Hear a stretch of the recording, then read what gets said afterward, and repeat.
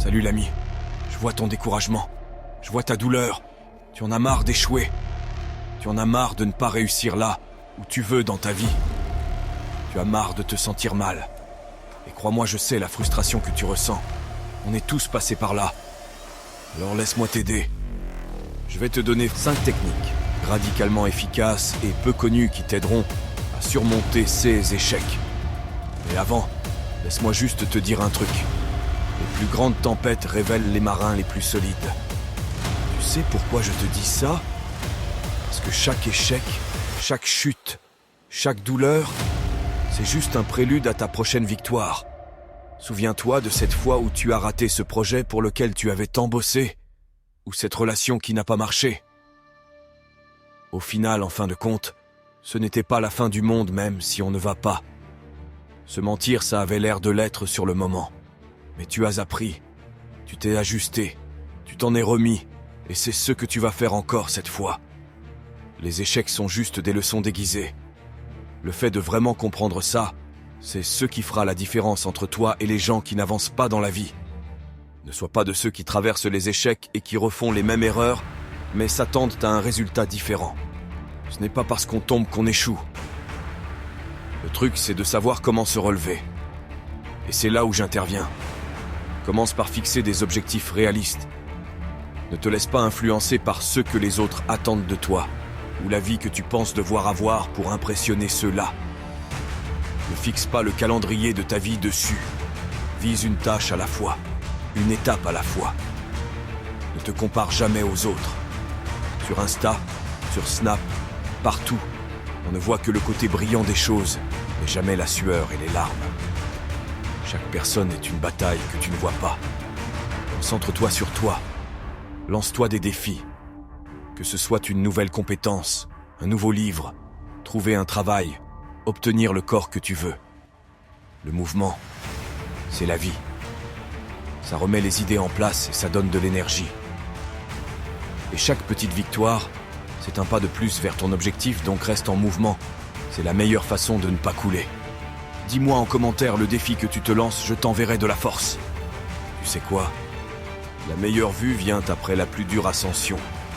Alors prépare-toi, car lorsque tu atteindras le sommet, tout ce par quoi tu es passé aura du sens. Tu ne comprends pas pourquoi maintenant, mais bientôt tu comprendras. On est jeune, on est fort, et on a toute la vie devant nous. Et même dans les moments de doute, n'oublie jamais que si cet échec ou épreuve t'arrive, c'est que tu as en toi la force de le surmonter. Voici maintenant 5 techniques qui t'aideront concrètement à surmonter ces moments difficiles. Le journal d'échecs inversé. Plutôt que de te lamenter sur tes échecs, écris-les. Mais avec un but. Pour chaque échec, trouve une chose que tu as apprise ou un aspect positif. Et surtout écris une solution. Remets-toi en question et écris ce que tu aurais dû faire autrement. Si tu ne veux pas écrire, fais-le au moins dans ta tête. Exemple, j'ai raté un examen. Ça m'a montré les sujets sur lesquels je dois vraiment me concentrer. Solution. Je dois arrêter de jouer à cette putain de console toute la journée et réviser un peu plus. La méthode du 24 heures max. Donne-toi 24 heures pour ressentir ta déception. Pleure, hurle, fais ce que tu veux. Mais une fois ce délai passé, c'est fini. Tourne la page. Sois radical, tu dois détruire cette tristesse qui te ronge.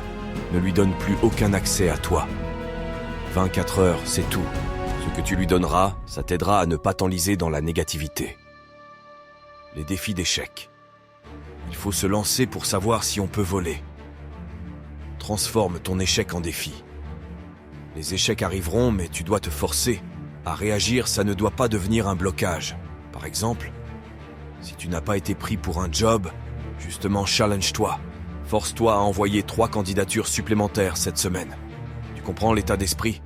Il faut réagir, tu ne dois pas te laisser tomber. Mais bien sûr fais aussi preuve de nuance et de sagesse pour trouver un juste milieu.